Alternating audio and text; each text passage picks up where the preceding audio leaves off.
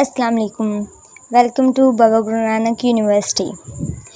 I hope so कि आप सब खैरियत से होंगे। चूँकि अब हमारी यूनिवर्सिटी के एडमिशन्स ओपन हो चुके हैं, काफ़ी स्टूडेंट्स अप्लाई करना चाहते हैं, लेकिन उन्हें ये नहीं समझ आ रही कि हम अप्लाई किस तरह से करें, या उन्हें प्रोसेस की समझ नहीं आ रही।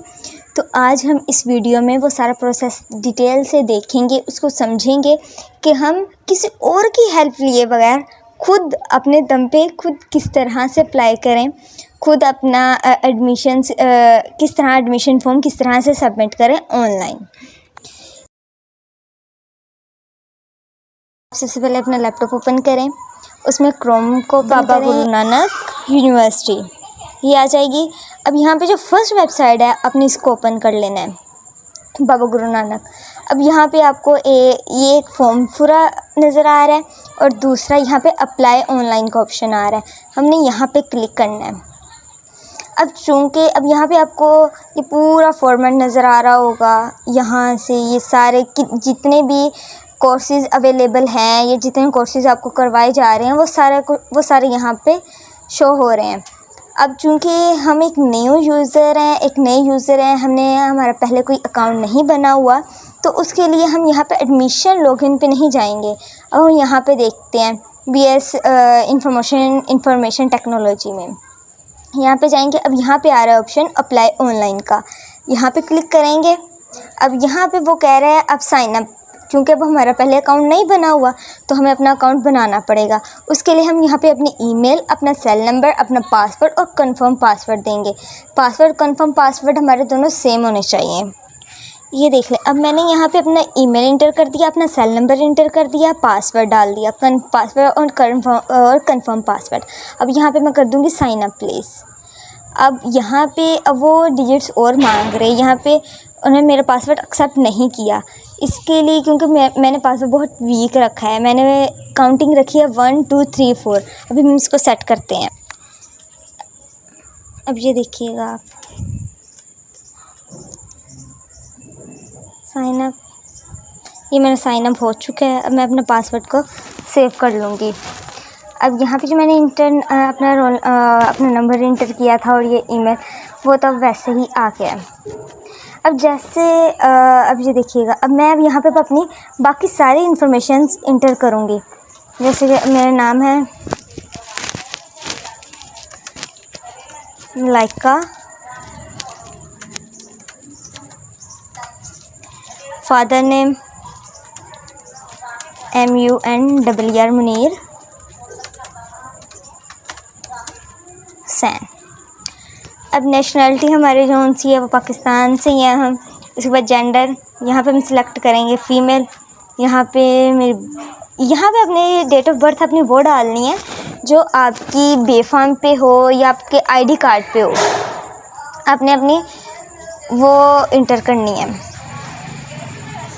अब यहाँ पे मैं चूज़ करूँगी एयर, चूज़ करूँगी। ये देखिएगा,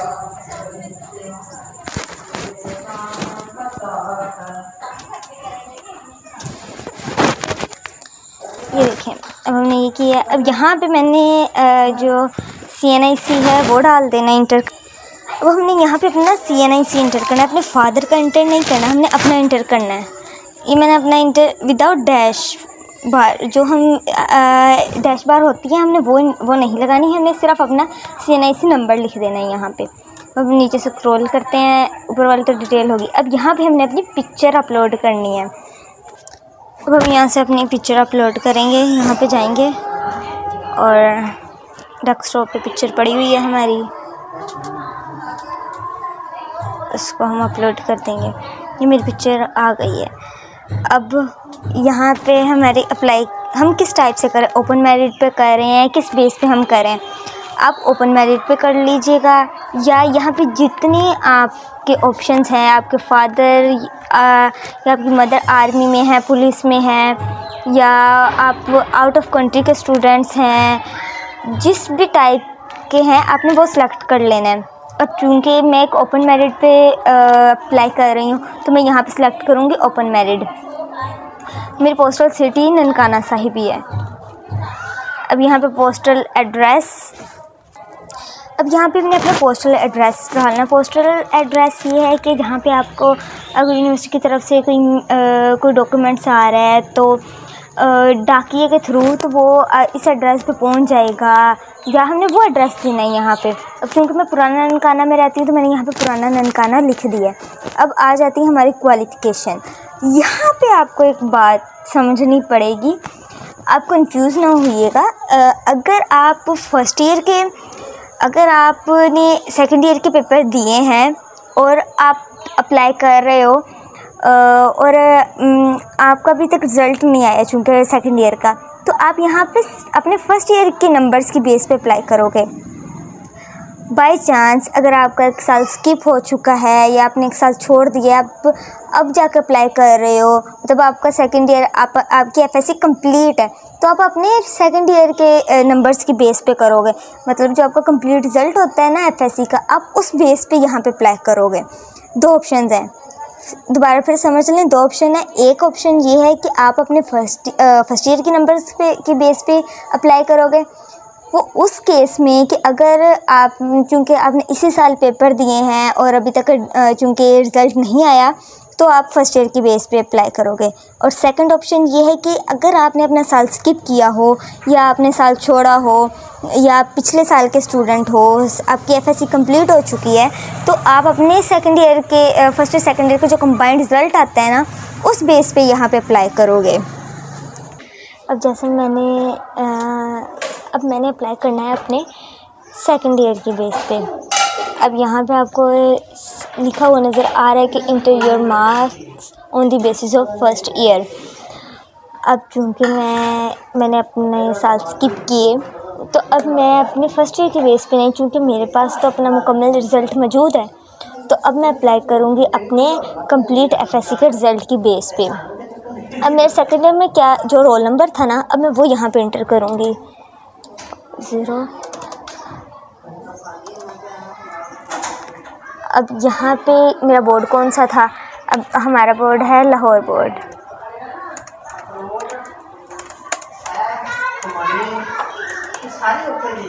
लाहौर बोर्ड और ग्रुप प्री मेडिकल।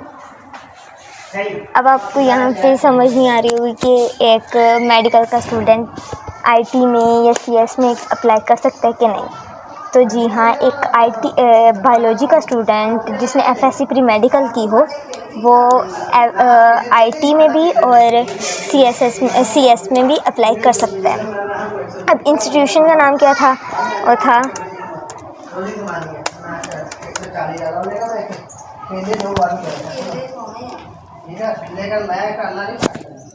अब यहाँ पे मैंने अपनी मैट्रिक की डिटेल्स सारी इंटर कर दी। मैट्रिक में हम प्री मेडिकल था, क्योंकि मैंने बायोलॉजी चूज़ की थी। मैंने वहाँ पे कॉमर्स, आर्ट्स या कंप्यूटर्स वगैरह चूज़ नहीं था किया, मैंने बायोलॉजी चूज़ की थी, तो इसके थ्रू मेरा प्री मेडिकल हुआ। तो अब सेकंड ईयर भी मेरा प्री मेडिकल ही था। अब यहाँ पर रिज़ल्ट स्टेटस, अब अगर आप फर्स्ट ईयर की बेस पे कर रहे हो, मतलब आपका सेकंड ईयर का रिज़ल्ट नहीं आया, तो आप यहाँ पे फर्स्ट ऑप्शन को सिलेक्ट करोगे। अब चूँकि मैंने अपने सेकंड ईयर के बेस पे अप्लाई किया है, तो अब मैं यहाँ पे अपना पास्ट स्टेटस क्लिक करूँगी। अब हम नीचे स्क्रॉल करते हैं। इंटरमीडिएट में मेरे किस सब्जेक्ट में क्या मार्क्स थे, अब हम वो इंटर करते हैं।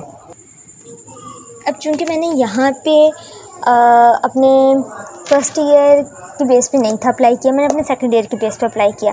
अब मैंने यहाँ पे अपने सेकंड ईयर के जितने सब्जेक्ट्स थे वो, और अब चूँकि सेकंड ईयर में होती है पाक स्टडी और फर्स्ट ईयर में होती है इस्लामिक स्टडी, तो अब मैंने वो सारे अब सब्जेक्ट्स अपने यहाँ पे लिख दिए और उनको टोटल मार्क्स, मतलब फर्स्ट ईयर सेकंड ईयर के टोटल मार्क्स मिला के मैंने यहाँ पे लिख दिए हैं। अब ये हम दोबारा से सारा रिव्यू कर लेते हैं। सबसे पहले अपनी ईमेल आईडी इंटर की, मोबाइल नंबर इंटर किया, अपना नेम, अपने नेम की स्पेलिंग, अपने फादर के नेम की स्पेलिंग अच्छे से याद करके अच्छे से लिखिएगा, कोई मिस्टेक ना हो। और यहाँ पे अपना जेंडर, अपनी डेट ऑफ बर्थ, ये जो इस्लाम, ये मेरा डोमिसाइल कहाँ का है, पोस्टल एड्रेस में आप अपना पूरा एड्रेस भी लिख सकते हैं, या आप अपना स्पेसिफिक जो एड्रेस है पुराना ननकाना जैसे मेरा है, मैंने वो लिख दिया है। अब यहाँ पे नीचे मेरी जो क्वालिफ़िकेशंस है मैंने वो सारी डिटेल दे दी है। पहले मैट्रिक की डिटेल दे दी और फिर अब नीचे इंटरमीडिएट। अब चूँकि फिर से वही बात आ जाती है कि अगर मेरा रिज़ल्ट आया है अगर मैंने अपने पेपर दिए होते सेकंड ईयर के तो मैं अपने फर्स्ट ईयर की बेस पे करती।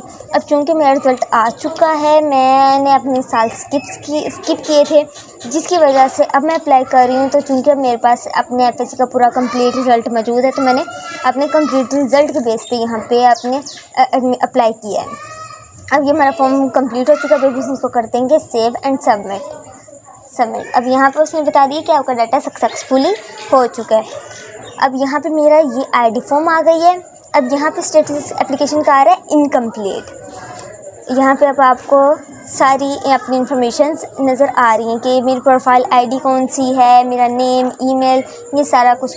अगर आप किसी और भी प्रोग्राम में अप्लाई करना चाहते हैं तो आप इस वाले ऑप्शन पे जाकर वहाँ पे चले जाएंगे। अब चूँकि अब मैंने सिर्फ एक में अप्लाई करना था, तो अब यहाँ तक मेरा तो प्रोसेस कंप्लीट हो गया। अब मैं यहाँ पे जाऊँगी प्रिंट फ़ी चालान पे। अब ये देखिएगा, अब यहाँ पे मेरा जो चालान है वो जनरेट हो रहा है। ये देखिए, अब ये मेरा चालान जनरेट होके आ गया है।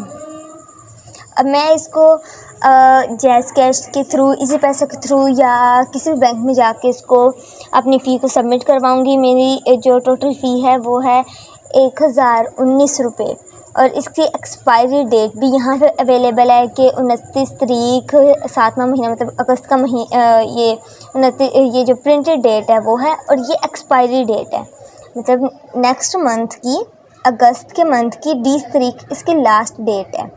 मैं तब तक अप्लाई कर सकती हूँ, ये फ़ी अपनी सबमिट कर सकती हूँ। और यहाँ पे शिफ्ट वगैरह वाला का भी आपके पास कोई ऑप्शन नहीं होगा, क्योंकि ये आप मेरिट के बेस पे होगा कि आपको मॉर्निंग में रखा जाता है, आपका मेरिट बनता है मॉर्निंग में या इवनिंग में बनता है, वो सारा कुछ। आई होप सो कि आपको समझ आई हो। अब अगर हम चाहते हैं कि हम दोबारा वापस जाएं तो हम यहाँ पे चले जाएंगे गो बैक टू पोर्टल पे। ये देखिएगा, अब वहाँ पे पोर्टल पे जाके या इस तरह से आप ये देख सकते हैं, ये सारा कुछ वो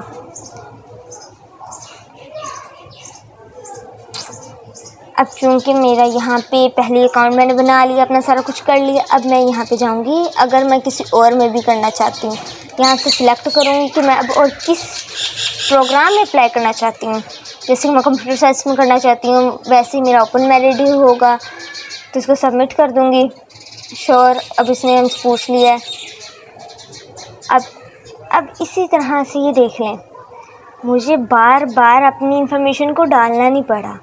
मैंने एक प्रोग्राम पे अपनी इंफॉर्मेशन डाली, अब उसी के थ्रू मेरी सेकंड प्रोग्राम पे अगर मैं अप्लाई करूँगी तो मेरी इंफॉर्मेशन खुद ब खुद वहाँ पे चली जाएंगी और मुझे सेकंड प्रोग्राम की जो चालान फ़ी होगी, जो चालान फॉर्म होगा वो आ जाएगा। तो बस इसी तरह जैसे हमारा पहला था वैसे ये होगा। अब हम इन दोनों को सबमिट करवा देंगे और हमारा कम्प्लीटली अप्लाई हो जाएगा। जब हम ये अप्लाई कर देंगे तो यहाँ पे हमारे पास जहाँ पे इनकम्प्लीट स्टेटस आ रहा है वहाँ पे कंप्लीट स्टेटस आ जाएगा। आई होप सो कि आपको समझ आई हो। मेरी पूरी कोशिश रही है कि आपको अच्छे से समझ आई हो। आपको अगर कहीं से कुछ समझ नहीं आता तो आप दोबारा पूछ सकते हैं हमसे। कम्प्लीटली गाइडेंस के लिए हम 24 आवर्स आपके लिए अवेलेबल हैं। Thank you so much.